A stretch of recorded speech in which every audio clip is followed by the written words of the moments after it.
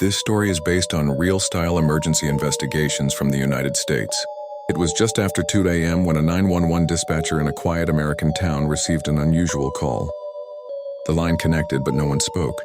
There was no breathing, no background noise, only silence. Following standard procedure, the dispatcher asked repeatedly if anyone needed help. After exactly 30 seconds, the call disconnected. The number was traced immediately. The call had come from a single-family house located at the edge of a residential neighborhood. Police officers were dispatched within minutes. When officers arrived, the house appeared completely dark. No lights were on, and there were no cars in the driveway. The front door was locked. Officers knocked several times, announcing their presence, but there was no response. Dispatch confirmed something unsettling. The call log still showed that the emergency call originated from inside the house. Officers entered the home carefully. Inside, every room was empty.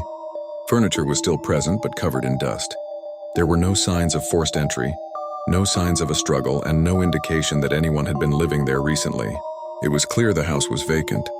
A background check revealed the house belonged to an elderly man who had passed away several months earlier.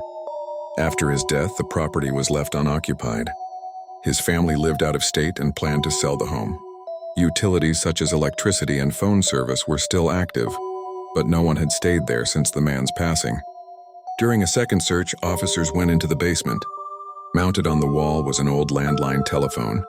The phone was unplugged, and the cord was disconnected from the outlet. Despite this, phone company records confirmed that the emergency call had come from that exact line. Technicians were contacted to investigate the phone system. They inspected the wiring inside the house, nearby phone lines, and network connections. No malfunction was found. There were no crossed lines, no electrical interference, and no technical explanation that could account for the call being placed. As the investigation continued, neighbors were questioned. Several reported that earlier that night, they briefly saw a light turn on in the basement. It stayed on for only a few seconds before going dark again. No one was seen entering or leaving the house. Police reviewed older records connected to the address.